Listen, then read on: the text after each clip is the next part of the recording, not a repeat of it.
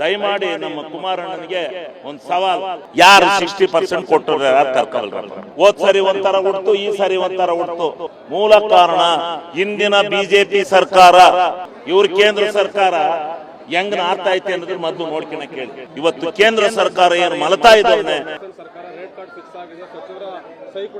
ಇದು ಎಲ್ಲಾ ಸರ್ಕಾರದಲ್ಲೂ ಎಲ್ಲಾ ಕಾಲದಲ್ಲೂ ವಿರೋಧ ಪಕ್ಷದವ್ರಿಗೆ ಇನ್ನೇನು ಹೇಳ್ಕೊಳಕ್ಕೆ ಏನೈತೆ? ಯಾರು 60% ಕೊಟ್ಟರೆ ಯಾರು ಕರ್ಕವಲ್ರಪ್ಪ? 60% ಯಾರಿಗೆ ಕೊಟ್ಟಾರೆ, ಯಾರು ತಗೊಂಡಾರೆ, ಯಾರು ಕೊಟ್ಟಿರೋರು ಯಾರು? ನಾನು ಕೊಟ್ಟಿದ್ದೀನಿ 60% ಇರ್ತದ್ರಿ, ನಾನು ಕೊಟ್ಟಿದ್ದೀನಪ್ಪ ಅಂತೇಳಿ ಹೇಳೋರು ಬರ್ಬೇಕಲ್ಲ ದಾತಿಕರು. ಸುಮ್ಮನೆ ಹೋದ್ ಸರಿ ಒಂಥರ ಉಡ್ತು, ಈ ಸರಿ ಒಂಥರ ಉಡ್ತು.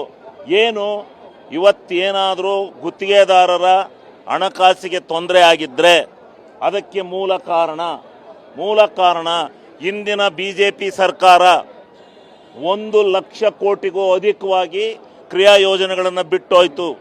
ಸುಮಾರು 40,000 ಕೋಟಿ ಬಿಲ್ಗಳನ್ನು ಬಿಟ್ಟೋಯ್ತು. ಆ ಬಿಲ್ಲಿನ ಹಣವನ್ನು ಇವರು ತೀರಿಸ್ತಾ ಇದ್ದಾರೆ.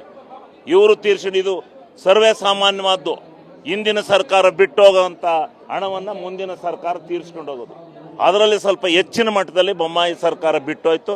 ಅದನ್ನು ತೀರಿಸ್ತಕ್ಕಂಥದ್ರಲ್ಲಿ ಮತ್ತೇನು ನಮ್ಮ ಆಯವ್ಯಯದಲ್ಲಿ ಉತ್ತಮವಾಗಿರ್ತಕ್ಕಂಥ ರೀತಿಯಲ್ಲಿ ಆಯವ್ಯಯ ಮಂಡನೆ ಆಗಿದೆ. ಎಲ್ಲವೂ ಸಮರ್ಪಕವಾಗಿದ್ದಾವೆ.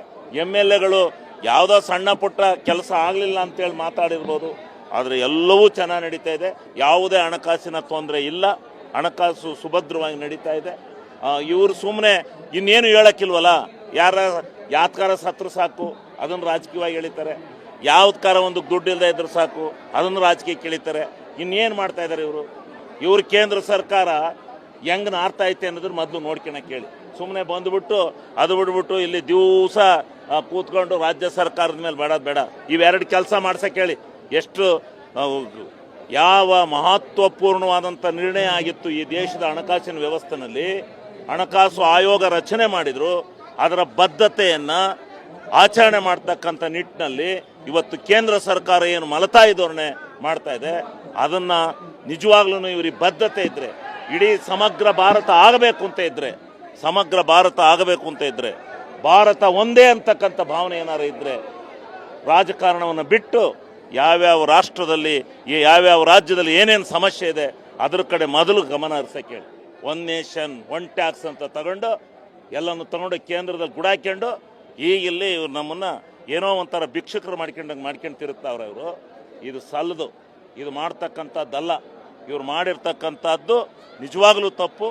ಈಗ ದಯಮಾಡಿ ನಮ್ಮ ಕುಮಾರಣ್ಣನಿಗೆ ಒಂದು ಸವಾಲು, ಇವತ್ತೇನು ಒಂದು ಇದನ್ನು ಕೊಟ್ಟಿದ್ರು, ಒಂದು ಹಣಕಾಸು ಆಯೋಗ ಕೇಂದ್ರ ಸರ್ಕಾರಕ್ಕೆ ರೆಕಮೆಂಡೇಶನ್ ಮಾಡಿತ್ತು, ಆ ಹಣನ ಮೊದಲು ಬಿಡುಗಡೆ ಮಾಡಿಸ್ತಕ್ಕಂಥದ್ದಕ್ಕೆ ಅವ್ರಿಗೆ ಹೇಳಿ. ಆಮೇಲೆ ಕಾಂಗ್ರೆಸ್ನವರು ತಂದ್ರು 15ನೇ ಹಣಕಾಸು, ಯಾರ್ಯಾರು ತಂದ್ರು 15ನೇ ಹಣಕಾಸಿನಿಂದ ಏನು ಆಗಿರೋದ್ರಿಂದ ಏನು ತಪ್ಪಾಗಿದೆ, ಏನು ನಷ್ಟ ಆಗಿದೆ, ಒಳ್ಳೇದೇನಾಗಿದೆ ಅಂತಕ್ಕಂಥದ್ದನ್ನು ಡಿಬೇಟ್ ಮಾಡೋಣ, ಚರ್ಚೆಗೆ ಬರಲಿ. ಇದು ಎಲ್ಲ ಸರ್ಕಾರದಲ್ಲೂ ಎಲ್ಲ ಕಾಲದಲ್ಲೂ ವಿರೋಧ ಪಕ್ಷದವ್ರಿಗೆ ಇನ್ನೇನು ಹೇಳ್ಕೊಳಕ್ಕೆ ಏನೈತೆ? ಯಾರು 60% ಕೊಟ್ಟರೆ ಯಾರು ಕರ್ಕವಲ್ರಪ್ಪ? 60% ಯಾರಿಗೆ ಕೊಟ್ಟಾರೆ, ಯಾರು ತಗೊಂಡಾರೆ, ಯಾರು ಕೊಟ್ಟಿರೋರು ಯಾರು? ನಾನು ಕೊಟ್ಟಿದ್ದೀನಿ 60% ಇರ್ತದ್ರಿ, ನಾನು ಕೊಟ್ಟಿದ್ದೀನಪ್ಪ ಅಂತೇಳಿ ಹೇಳೋರು ಬರ್ಬೇಕಲ್ಲ ದಾತಿಕರು. ಸುಮ್ಮನೆ ಹೋದ್ ಸರಿ ಒಂಥರ ಉಡ್ತು, ಈ ಸರಿ ಒಂಥರ ಉಡ್ತು. ಏನು ಇವತ್ತೇನಾದರೂ ಗುತ್ತಿಗೆದಾರರ ಹಣಕಾಸಿಗೆ ತೊಂದರೆ ಆಗಿದ್ದರೆ ಅದಕ್ಕೆ ಮೂಲ ಕಾರಣ ಇಂದಿನ ಬಿಜೆಪಿ ಸರ್ಕಾರ 1,00,000 ಕೋಟಿಗೂ ಅಧಿಕವಾಗಿ ಕ್ರಿಯಾ ಯೋಜನೆಗಳನ್ನು ಬಿಟ್ಟೋಯ್ತು. ಸುಮಾರು 40,000 ಕೋಟಿ ಬಿಲ್ಗಳನ್ನು ಬಿಟ್ಟೋಯ್ತು. ಆ ಬಿಲ್ಲಿನ ಹಣವನ್ನು ಇವರು ತೀರಿಸ್ತಾ ಇದ್ದಾರೆ. ಇವರು ತೀರಿಸಿದ್ದು ಸರ್ವೇ ಸಾಮಾನ್ಯವಾದ್ದು. ಹಿಂದಿನ ಸರ್ಕಾರ ಬಿಟ್ಟೋಗೋವಂಥ ಹಣವನ್ನು ಮುಂದಿನ ಸರ್ಕಾರ ತೀರಿಸ್ಕೊಂಡು ಹೋಗೋದು. ಅದರಲ್ಲಿ ಸ್ವಲ್ಪ ಹೆಚ್ಚಿನ ಮಟ್ಟದಲ್ಲಿ ಬೊಮ್ಮಾಯಿ ಸರ್ಕಾರ ಬಿಟ್ಟೋಯ್ತು. ಅದನ್ನು ತೀರಿಸ್ತಕ್ಕಂಥದ್ರಲ್ಲಿ ಮತ್ತೇನು ನಮ್ಮ ಆಯವ್ಯಯದಲ್ಲಿ ಉತ್ತಮವಾಗಿರ್ತಕ್ಕಂಥ ರೀತಿಯಲ್ಲಿ ಆಯವ್ಯಯ ಮಂಡನೆ ಆಗಿದೆ. ಎಲ್ಲವೂ ಸಮರ್ಪಕವಾಗಿದ್ದಾವೆ. MLAಗಳು ಯಾವುದೋ ಸಣ್ಣ ಪುಟ್ಟ ಕೆಲಸ ಆಗಲಿಲ್ಲ ಅಂತೇಳಿ ಮಾತಾಡಿರ್ಬೋದು, ಆದರೆ ಎಲ್ಲವೂ ಚೆನ್ನಾಗಿ ನಡೀತಾ ಇದೆ. ಯಾವುದೇ ಹಣಕಾಸಿನ ತೊಂದರೆ ಇಲ್ಲ. ಹಣಕಾಸು ಸುಭದ್ರವಾಗಿ ನಡೀತಾ ಇದೆ. ಇವರು ಸುಮ್ಮನೆ ಇನ್ನೇನು ಹೇಳೋಕ್ಕಿಲ್ವಲ್ಲ. ಯಾವ್ದಕ್ಕಾರ ಸತ್ರು ಸಾಕು ಅದನ್ನು ರಾಜಕೀಯವಾಗಿ ಎಳಿತಾರೆ. ಯಾವ್ದಕ್ಕಾರ ಒಂದು ದುಡ್ಡು ಇಲ್ಲದೆ ಇದ್ರೆ ಸಾಕು ಅದನ್ನು ರಾಜಕೀಯಕ್ಕೆ ಎಳಿತಾರೆ. ಇನ್ನೇನು ಮಾಡ್ತಾ ಇದ್ದಾರೆ ಇವರು ಕೇಂದ್ರ ಸರ್ಕಾರ ಹೆಂಗೆ ನಾರ್ತಾ ಐತೆ ಅನ್ನೋದ್ರ ಮೊದಲು ನೋಡ್ಕೊಳಕ್ಕೆ ಹೇಳಿ. ಸುಮ್ಮನೆ ಬಂದುಬಿಟ್ಟು ಅದು ಬಿಡ್ಬಿಟ್ಟು ಇಲ್ಲಿ ದಿವಸ ಕೂತ್ಕೊಂಡು ರಾಜ್ಯ ಸರ್ಕಾರದ ಮೇಲೆ ಬೇಡ ಇವೆರಡು ಕೆಲಸ ಮಾಡ್ಸಕ್ಕೆ ಹೇಳಿ. ಎಷ್ಟು ಯಾವ ಮಹತ್ವಪೂರ್ಣವಾದಂಥ ನಿರ್ಣಯ ಆಗಿತ್ತು ಈ ದೇಶದ ಹಣಕಾಸಿನ ವ್ಯವಸ್ಥೆಯಲ್ಲಿ. ಹಣಕಾಸು ಆಯೋಗ ರಚನೆ ಮಾಡಿದ್ರು, ಅದರ ಬದ್ಧತೆಯನ್ನು ಆಚರಣೆ ಮಾಡ್ತಕ್ಕಂಥ ನಿಟ್ಟಿನಲ್ಲಿ ಇವತ್ತು ಕೇಂದ್ರ ಸರ್ಕಾರ ಏನು ಮಲತಾಯಿ ಧೋರಣೆ ಮಾಡ್ತಾ ಇದೆ, ಅದನ್ನು ನಿಜವಾಗ್ಲೂ ಇವರಿಗೆ ಬದ್ಧತೆ ಇದ್ದರೆ, ಇಡೀ ಸಮಗ್ರ ಭಾರತ ಆಗಬೇಕು ಅಂತ ಇದ್ದರೆ ಭಾರತ ಒಂದೇ ಅಂತಕ್ಕಂಥ ಭಾವನೆ ಏನಾರು ಇದ್ದರೆ ರಾಜಕಾರಣವನ್ನು ಬಿಟ್ಟು ಯಾವ್ಯಾವ ರಾಷ್ಟ್ರದಲ್ಲಿ ಯಾವ್ಯಾವ ರಾಜ್ಯದಲ್ಲಿ ಏನೇನು ಸಮಸ್ಯೆ ಇದೆ ಅದ್ರ ಕಡೆ ಮೊದಲು ಗಮನ ಹರಿಸಕ್ಕೆ ಹೇಳಿ. ಒನ್ ನೇಷನ್ ಒನ್ ಟ್ಯಾಕ್ಸ್ ಅಂತ ತಗೊಂಡು ಎಲ್ಲನೂ ತಗೊಂಡು ಕೇಂದ್ರದಲ್ಲಿ ಗುಡಾಕೊಂಡು ಈಗ ಇಲ್ಲಿ ಇವ್ರು ನಮ್ಮನ್ನು ಏನೋ ಒಂಥರ ಭಿಕ್ಷುಕರು ಮಾಡ್ಕೊಂಡು ತಿರುಗ್ತಾವ್ರೆ ಇವರು. ಇದು ಸಲ್ಲದು, ಇದು ಮಾಡ್ತಕ್ಕಂಥದ್ದಲ್ಲ. ಇವ್ರು ಮಾಡಿರ್ತಕ್ಕಂಥದ್ದು ನಿಜವಾಗಲೂ ತಪ್ಪು.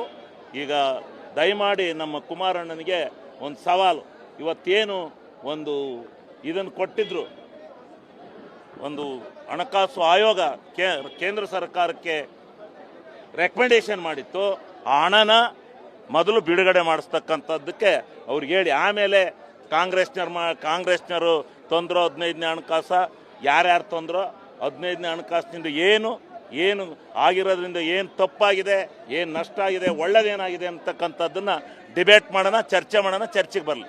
ಹೆಚ್ಚಿನ ವಿಡಿಯೋಗಳಿಗೆ ಪ್ರತಿಧ್ವನಿ ಯೂಟ್ಯೂಬ್ ಚಾನೆಲ್ ಸಬ್ಸ್ಕ್ರೈಬ್ ಮಾಡಿ, ಬೆಲ್ ಐಕಾನ್ ಕ್ಲಿಕ್ ಮಾಡಿ.